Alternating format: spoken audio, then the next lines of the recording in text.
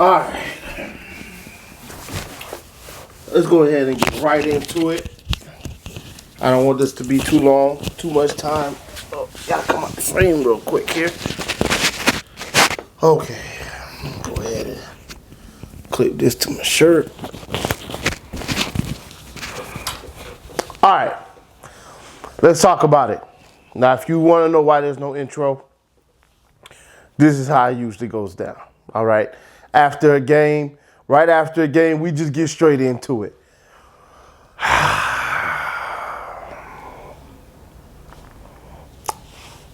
I'm not going to overreact. I'm not. But that run game that we supposed to be seeing, we ain't seen none of that yet. But I'm not going to overreact. Here's what I'm going to say. McDaniel better be playing us, all right? He better be saving all his real runs for the regular season. Because what we done seen ain't gonna cut it. 34-some yards rushing for the game when the other team had 144 yards rushing, that ain't gonna work. All right, that's not going to cut it at all. Granted, we threw for 300-some yards. But we supposed to be a run-first team. We supposed to be able to run the football. The scheme dictates you run the football. The scheme is built to run the football. Why we ain't been, well, anyway, I said I'm not going to overreact. So, we need to be able to run the football. Hopefully, he's saving all his, at this point, all of them. He's saving all his runs for the regular season. All the stuff he plan on doing for real, he's saving it for the regular season. Because right now, we can't run the football whatsoever.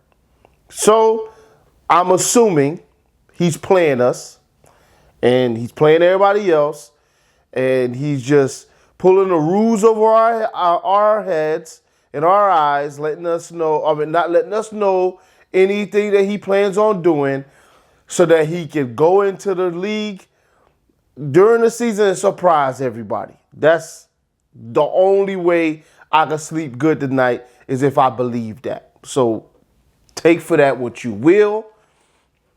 That's what I'm going to go with.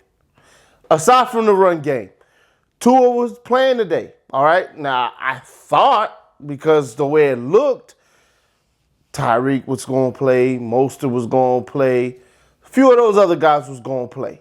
Thought. That ain't what happened. X at the last minute got, not X'd, X. Tyreek at the last minute got X'd, Mostert got X'd, and Ingram got X'd. So, Tua was there. He was playing, but he was playing with the backups. What looks like against backups, okay? And he did okay. Wasn't good. It wasn't bad. It was just okay, all right? And we don't need to say that he beasted or he didn't beast. He just took what was there. Whatever they gave him, he took it. He made accurate passes. All this one read stuff, let's go ahead and knock that out. He wasn't no one read quarterback today. All right? The quarterback we saw was a quarterback that was going through his reads, sometimes getting to the third guy and throwing the football to him. So he's going through his reads. Definitely now. All right? That's something he's gotten squared away as of right now. Now, usually when there's pressure and things like that, that's when you revert to bad habits. So we'll see when the bullets are live. But as of right now, he looks the part. He was keeping the offense on schedule for the most part. The ball he threw to Gesicki, that Gesicki dropped, and I'm calling it a drop, although it whizzed right by him.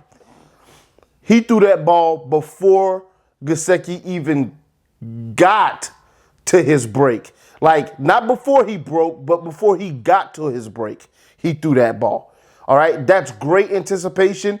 And when Gesicki turned, the ball was going by him with his hands out. So if he would have looked earlier, he would have caught that. Boy, would he have took a hit, though. Woo-wee, he would have paid for that one. But at least it would have gave him a chance to at least catch the ball, maybe, and then you got a first down on that third down. So I put that on Gesicki for sure. But, Tua looked okay. He looked okay. He did what he was supposed to do. I don't know how many wide receivers were really getting open, but, he found Sherfield for about 14, 15. That was a nice pass. Threw it to Edmonds a couple times in the flat. Edmonds did some nice things, making guys miss. Tua did what he needed to do. He did what he needed to do. He didn't have all his weapons. They weren't calling anything crazy in the first place for him. They couldn't run the football much, so he just did what he could do. And that was it. All right, there's not much to gain from that. There's not much to look at there. There's nothing negative about it, but there ain't nothing positive about it. It was a neutral day for Tua. Well, I will say the positive is that he was going through his reads. And I know certain people had problems with Tua being a one-read quarterback, not me. But he was definitely going through his reads. So there's the positive you could take out of that if you wanted to take that as a positive. But I choose not to because I feel like he was going through his reads and he just goes through his reads a lot faster in some cases than some other quarterbacks because that's what Nick Saban said he does. So I'm going to trust Nick Saban. And when Nick Saban says he's like a computer processing, all right, he goes through his reads at a faster rate than he had ever seen from a quarterback like Tua. So, yeah, I'm going to go with him. He goes through his reads, all right? And you could clearly see that he was going through his reads because he was getting to the third guy in the progression. So, there's that. Let's move on. Let's talk about the run defense. I'm holding my nose, all right? Run defense was horrible. It was horrible. I would say that the starting run defense wasn't as bad. As soon as they took them starters out, leakage everywhere. All right? We had leakage on the edge. We had leakage up the middle. We had leakage. Now, that last run didn't help the numbers because that was like a 35, 40-yard gain. So it was really like 100 yards minus that. But you let up 144 yards, there's a problem. All right, that means the backups ain't doing what they need to be doing. The backups, we got to be better against the run. Way better against the run. All right, so I had a problem with that. But where I had a problem with that, I didn't have a problem with this. Pass rush was getting home. I love to see it. Sealer, beasting. All right, that swim move, oh. Sealer, you did the work there, buddy. Loved it. Phillips was wreaking havoc when he could. Ginkle, wreaking havoc. Gustin, wreaking havoc. Loved what I saw from Gustin. I loved what I saw from 90 as well. All right? Steele. Or whatever, Steele or whatever, however you say his name. I love that. All right, we were getting home, we were getting sacks. That part I'm cool with. Run defense, that has to be better. Same thing with us. Rush offense, that got to be way better. Linemen, tight ends, Gesicki, that has to be way better. But pass protection, pretty much good all night. Pretty good all night, save for a few of the times that Teddy was in there. But it was pretty good all night. And we going to go ahead and segue right to Teddy. I don't need to see Teddy no more. Teddy got his one game in. Hopefully he don't play the next one. Teddy, bye-bye, bro. Okay? You can go on. Thank you for helping Skyler get to where he's at. He can take it from here. Teddy Bridgewater made some nice passes. He was 10 for 20. I'm good on him. Okay? So he can go on. Now, I know that touchdown to, who was that? Maybe it was either Ezukama or it was Sanders that he dropped. I can't remember if it was an 80 number, so I don't remember who it was exactly. It might have been Sanders. That could have changed the narrative a little bit. But when you saw Skyler come in, doing what he did against the same type of backups, then you understand that he's on the same level. And if a rookie is on the same level, you start the rookie. All right, so the rookie is on the same level as Bridgewater, in my opinion. I haven't seen all the practices, but even in practice, I would rather see and invest in Skyler. There's something there. Clearly, there is something there, and it's worth investing in. The man came in and was throwing lasers across the field everywhere. Now, he did have some passes that were a little short. We're not going to say that he didn't. The one he threw to Ezukama, I know he had pressure right in his face. Probably couldn't get as much on it as he wanted. But that pass, if it's led to the right spot, you can make something really happen out of that. There was one to Lynn Bowden. Pass was too short, and he had time that time. And it kind of skipped into his arms, and they said that the pass was incomplete. So there are a few things there where it could have been a little bit a better day, but we'll take it. We'll take it. Over 100-some yards. I think he missed like one pass, something like that, like 8 for 9. Like he killed it. He killed it. Then we go ahead and talk about Ezukama. Ezukama, or Easy, as they like to call him, which I'm cool with that. Easy was killing it today. Round of applause. Easy with the beautiful. See, all right. Here's one thing we knew about him coming in. He was really good at playing the ball in the air. And he was really good deep. And he was really good physical, by the way. And he was really good at breaking the first tackle or making guys miss after contact. Both were on display. That man played that ball so well. The ball was a little underthrown. He went, made an aggressive play on it, got that ball with one hand, broke that tackle, and kept on going. Then he made play after play. Almost converted a third down, converted a second and 18. Like, the man was making plays all over the place. You love to see it. That is our fourth wide receiver right now, in my opinion. He is number 4.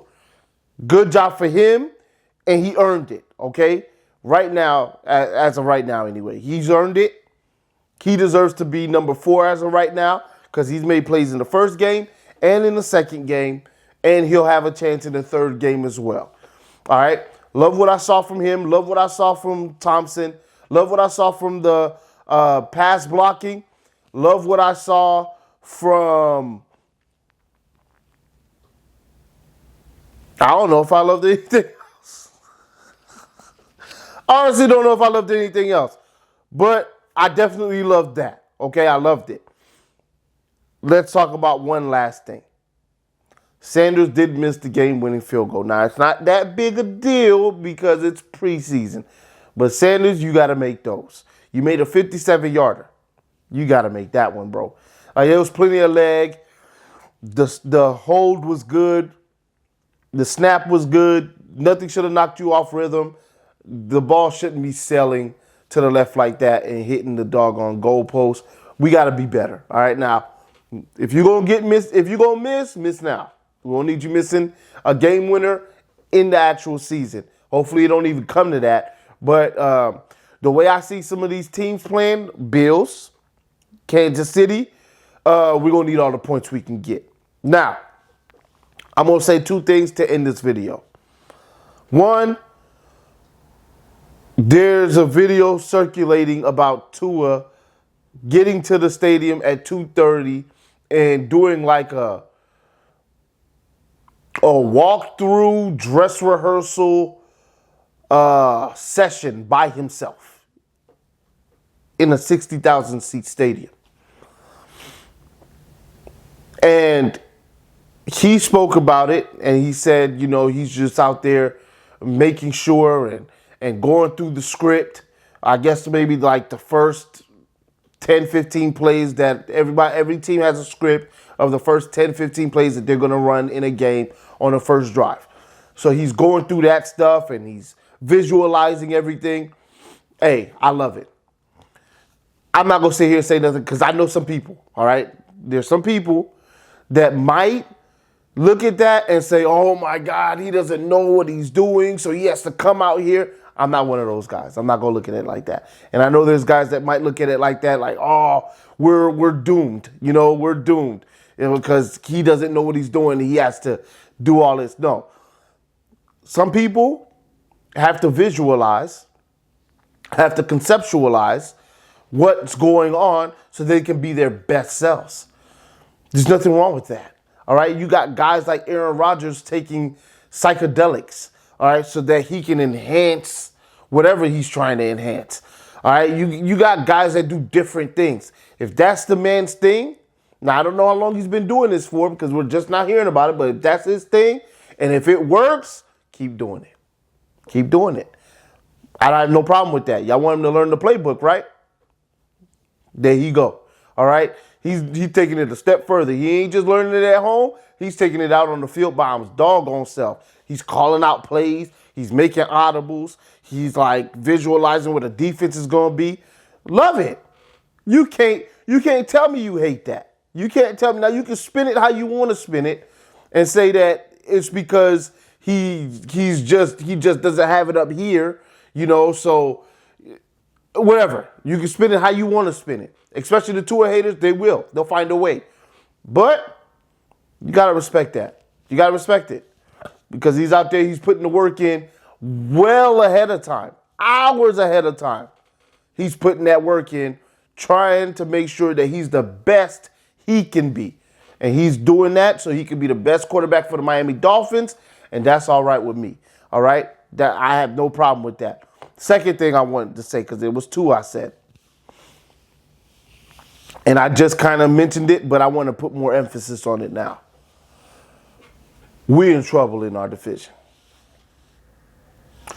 The Buffalo Bills. Now I'm not saying that they played, all the starters on the opposite team. I don't know.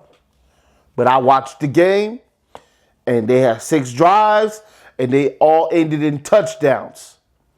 Josh Allen played. He threw a rope to Evans, I believe. The guy's name is Evans.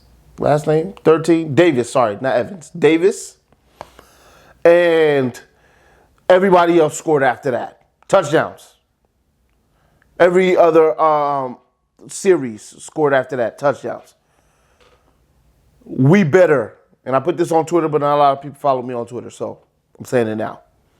We better be ready to put up 45 points to beat the Bills whenever we play them. Because that team there is firing on all cylinders in preseason. Now, I will say this. Teams like, to end it out, teams like the Bills, teams like Kansas City are playing their starters, all of them, in preseason, the ones that are healthy. Why are teams like the Miami Dolphins, teams like the Steelers even, teams like the Raiders sitting all their guys? when two of the better teams in the AFC, the best teams in the AFC, are starting their starters. Pat Mahomes played last week for a series. Why? Or two. Why? Actually, it was one series. Why? And two this week. Are teams that are mediocre not playing their starters? What are they so scared of? If these teams at the top are playing their starters. Hopefully, that's not a precursor of things to come. But it is something to keep our eye on, that certain teams have a philosophy of just play their guys and let the chips fall where they may. And some have a preventative philosophy of we're not putting you out there because we want to make sure we give ourselves the best chance to knock these guys off their throne. We will see who's right. I don't know who's right because it hasn't played out yet, but it's definitely something we will readdress later in the season. I'll holler at y'all in the next one. Y'all already know what it is. Fins up till we die. Love y'all like barbecue. See y'all later.